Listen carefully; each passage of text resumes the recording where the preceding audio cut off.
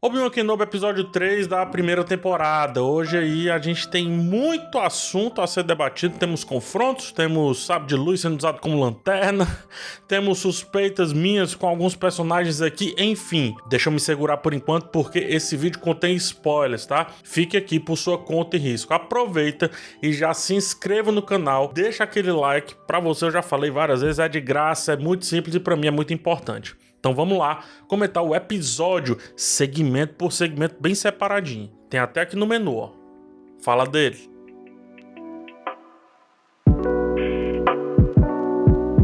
Começando por Kenobi e Leia. A relação do Kenobi com a pequena Leia é muito curiosa. De um lado, uma menina órfã que adoraria saber mais sobre o seu passado. Do outro lado, um órfão também, né? Só que um homem, um cara que tem uma missão a ser seguida. Ele não sabe muito bem o seu passado, tem apenas vislumbres. A gente até descobre que ele tem um irmão, tomara que seja o Obi-Wan Kenobi, que inclusive é o nome de guerra do irmão do Ian McGregor. Fica essa curiosidade, tá? Mas enfim, ele não sabe sobre o seu passado, mas sabe sobre o passado da menina e vai ter que privá-la disso.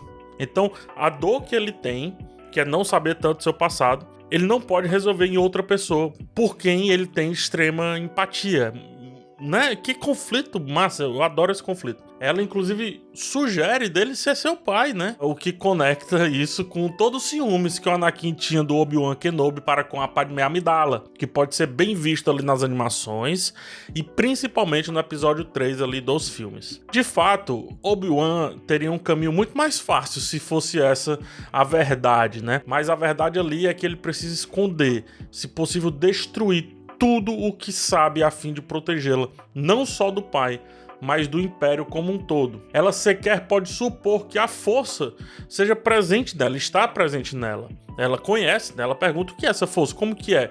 Afinal, 10 anos só de que a força andava por aí pelos caminhos, né? Enquanto religião, enquanto guerra, enquanto combate, enfim, a força estava por aí, é bem presente. Então, ela não pode saber que há a possibilidade disso estar presente nela. Tanto que o Obi-Wan Kenobi é muito vago ao falar sobre a força pra garota, né? Quando perguntado pelo Luke, ele tentou vender a força como algo que tá presente em tudo, em todo lugar, inclusive nele. Então faz o Luke acreditar nisso, acreditar nesse destino. Mas aqui, pra Leia, a força é luz. A força é aquilo que afaga o medo do escuro. Escuro esse, onde ele tem que permanecer e onde ele tem que mantê-la por um bom tempo. Nesse segmento do episódio, ver a menina toda desenrolada e um Obi-Wan um pouco instável condiz com várias coisas. Uma dessas coisas é que a Leia sempre foi e sempre será astuta, tanto que ela vem sendo treinada desde cedo na política para seguir essa carreira no, acredite, a gente nem percebe isso, mas no Império. Aqui, diga-se de passagem, ela ainda acha que o Império veio para o bem, né?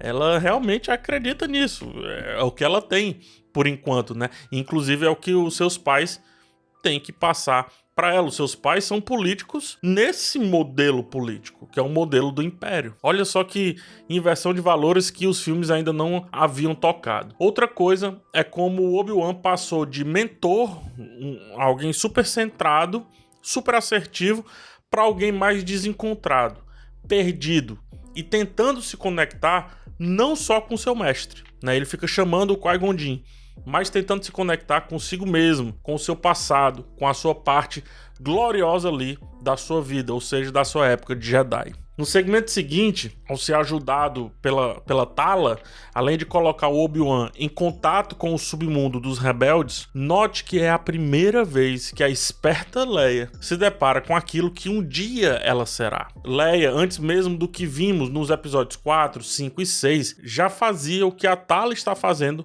E mesmo depois disso, mesmo depois da teórica vitória no episódio 6, ela continuou fazendo, ela abdicou de ser princesa para ser novamente rebelde do novo império, entre aspas, a nova ordem no caso, do novo império que surgia. Algumas frases da Tala soam muito como frases da futura Leia, ao principalmente falar sobre a rebelião. Assim também parecem um pouco as frases da Jyn lá em Rogue One. De quebra, ganhamos a ideia de que Quinlan Vos está vivo, e eu chuto que esse deverá ser o papel do rapper e ator O'Shea Jackson Jr., que ele não apareceu ainda, mas está acreditado no episódio e nos outros também. Quinlan é um personagem muito bom do universo estendido, um Jedi que sucumbiu ao Darkseid e depois voltou ao Lightside. É forte, destemido, questionador da doutrina base da Ordem Jedi, como era o Qui-Gon Jinn, e visualmente muito, muito interessante. Lembra um pouco, dependendo até de como a série vai abordar, o personagem do Samuel L. Jackson, né, o Mace Windu. Um prato cheio, inclusive, para uma série apenas sobre ele, sobre o Quinlan Vos. E outra coisa legal nessa parte foi ver as rotas subterrâneas e como isso lembra como que os escravos, principalmente nos Estados Unidos, obviamente, eram resgatados e impediam que o tráfico de escravos, de pessoas pretas, acontecesse lá naquela época ali, né? Não na época do Star Wars, até porque faz muito, muito tempo. Mas outro dia, 1800 e alguma coisinha, tá? Escravos eram resgatados a partir de rotas subterrâneas já abandonadas pelo Estado na época, que pode ser visto melhor na série The Underground Railroad. Então fica aí a dica dessa série pra você dar uma olhada. Colocar os rebeldes como essas pessoas que utilizam as lacunas deixadas pelo Estado, aqui representado pelo Império, é um belíssimo acerto da série e eu acredito que vai ser bem explorado na série Endor. Eu acho que a série Endor nasce muito desse mini segmento de Obi-Wan Kenobi. Dá uma olhada. Vamos lá falar de Vader e Kenobi, né? Já trouxeram o Vader pra dentro da ação, coisa que a Disney, depois que adquiriu Star Wars, não foge de mostrar. Aconteceu em Rogue One, uma participação inclusive adorada pelos fãs, e acontece aqui novamente. Eles não escondem o Vader, e tá certo também. Coincidentemente ou não, isso acontece no episódio 3 da série, fazendo alusão ao episódio de surgimento do Vader lá nos filmes, o episódio 3, A Vingança do Sith. A luta entre mestre e aprendiz tem alguns pontos a serem abordados, eu vou fazer agora. A intenção de emular a luta lenta, porém pesada do episódio 4 ficou muito óbvia. Na trilogia 1, 2, 3, vimos extrema habilidade dos Jedi com sabres de luz. Na trilogia 7, 8, 9 também. Mas na trilogia clássica, 4, 5, 6, os sabres pareciam ter um peso diferente, né? A manuseabilidade dos sabres parece que mudou. A não ser quando o Luke manuseia o sabre lá no episódio 6 com um pouco mais de destreza. O embate do Ben Kenobi e do Vader é lento, pesado, reflexo de um cara que literalmente teve o seu corpo destruído e de outro que, além de velho, também carrega suas cicatrizes, como a gente viu agora nesse episódio. Porém, é curioso como vemos um Vader mais próximo dos quadrinhos, um Vader que usa a força com extrema maestria, ao contrário de Obi-Wan, que está distante dela há pelo menos 10 anos, ou seja, está relutante e mais. Eu nem sei se ele pode utilizá-la ao extremo, porque senão ele vai abrir uma conexão mental com o Vader e dentro da cabeça do Obi-Wan tem certas coisas que o Vader não pode acessar. E a luta é dividida em 3 momentos. Na pré-luta, vemos o Obi-Wan literalmente fugindo do Vader e uma certa paranoia com relação ao seu relacionamento com o Anakin. Ele tem visões que podem tanto ser reflexo dessa paranoia, como também manipulação do próprio Vader, que já havia se conectado com Obi-Wan, conforme vimos no episódio passado. Obi-Wan foge de Vader, e o episódio o envolve em escuridão. E ainda nessa pré-luta, ele usa o sabre pela primeira vez, literalmente, para iluminar o seu rosto e iluminar o local do embate. O medo dessa escuridão representa também como ele descreveu para Leia, né? Como ele descreveu a força para Leia. Quanto mais distante da força, parece que você tá dentro de uma escuridão e você tem medo daqui dali. Na luta em si, o momento 2, digamos assim, temos um início um pouco estranho, um início meio travado, tanto como se Vader estivesse se segurando, como também se faltasse a maestria que um dia vimos ter o Obi-Wan Kenobi. Isso era esperado, como eu falei, para emular o que foi a luta final deles lá no Nova Esperança, o episódio 4 dos filmes, e também para dar uma sensação de que a minissérie tem mais a mostrar, né? É um recurso narrativo de esconder antes do grande finale. Agora, o final da luta me deixou um pouco reflexivo. Vamos aqui, ó. Tá claríssimo que Vader quer vingança. Ele não quer matar Obi-Wan Kenobi apenas por matar. Ele quer vê-lo sofrer assim como ele foi deixado para sofrer. Importante lembrar. Pro Anakin, Obi-Wan foi quem virou a Padmé contra ele, sendo ele, o Obi-Wan, o culpado por sua total entrada no lado sombrio. Fora essa questão da vingança, Vader, ao chegar naquele local, pode ter também se deparado com aquilo que é a sua missão de fato hoje em dia, ou seja, caçar rebeldes de alto risco ao Império e, principalmente, eliminar os Jedi restantes após a Ordem 66. Está no quadrinho aqui, tá? Eu tô apontando pra cá porque ele tá aqui. Está no quadrinho do Vader, por favor, leiam. Faz muito sentido pra você entender que o Vader ele não é, de fato, ali a vedete do Império. Ele não é. Ele tem uma missão muito bem designada pelo Palpatine, tá? O fato dele ver que tem gente ajudando o Obi-Wan Kenobi pode tê-lo feito se reconectar com a sua missão original, que não é caçar necessariamente o Kenobi, mas todos os Jedi restantes. E isso, aliado ao desejo de vingança e não necessariamente de eliminação do seu antigo mestre, são as únicas coisas que explicam o desfecho um pouco estranho desse embate, que foi deixar o Obi-Wan Kenobi ser levado por um droide, quando ele, o Vader, poderia simplesmente tê-lo esmagado com a força, assim como fez cenas antes ao matar as pessoas nas ruas daquele local. É como se Vader estivesse brincando com a sua presa, enquanto também busca mostrar que o aprendiz virou mestre, como ele mesmo fala antes da luta no episódio 4, em uma das frases mais marcantes de Star Wars. Então veja como seu aprendiz agora virou um mestre. Acreditar que a questão é mais pessoal e menos pragmática me faz relevar um pouco esse final estranho do embate,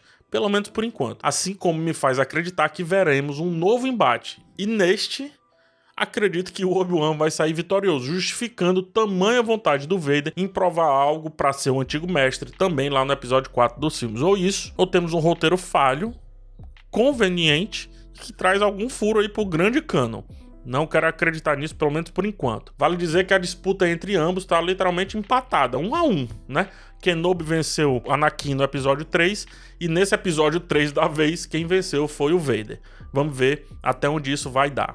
Antes de ir para a síntese, preciso falar aqui sobre a terceira filha, tá? Terminamos o episódio com ela, né? Com a Reva, a terceira filha, encontrando a mini Leia, e isso me faz pensar como essa personagem ainda é uma incógnita. Aparentemente, não é só ela quem tem contato com Vader. O quarto filho também tem, ou pelo menos ele disse que tem, ou seja, ela não é tão exclusiva quanto eu pensava no episódio passado. Reassistindo os 2 episódios anteriores e questionando essa atuação forçada dela, do tipo, ei, vejam como eu sou má, olha só todo o meu ar pedante de pessoa que vai matar você a qualquer minuto. Enfim, tirando esse lado meio exagerado da atuação, me leva a crer que ela não está no caminho sólido do lado sombrio da força. Em uma cena, quando ela vê o símbolo da Ordem Jedi, nesse episódio, ela passa até a mão assim, por um momento muito breve a sua expressão mudou, e rapidamente ela forçou-se a ter a expressão caricata da vilã que vem tendo desde o primeiro episódio dessa série. Acredito realmente que essa personagem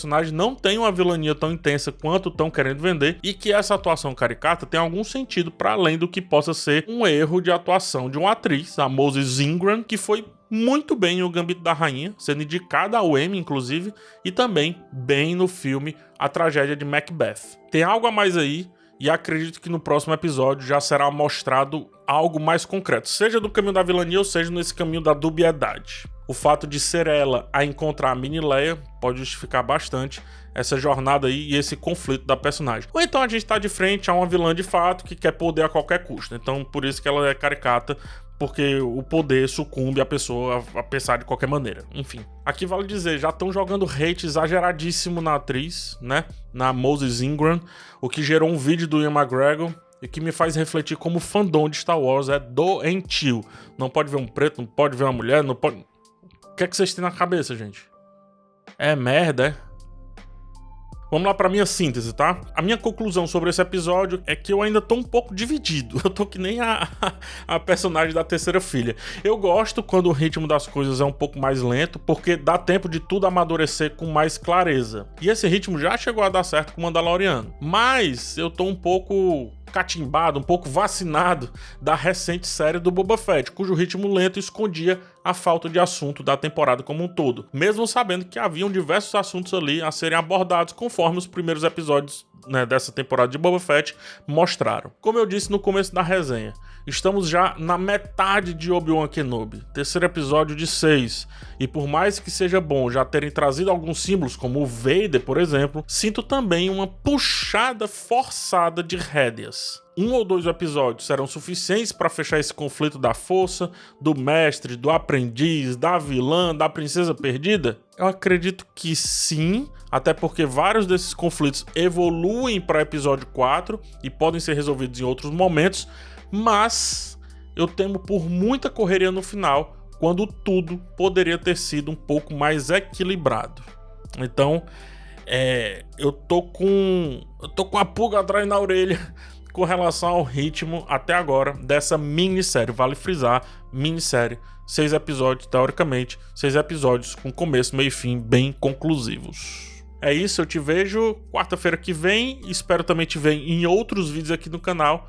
Um abraço em vocês, até a próxima e tchau.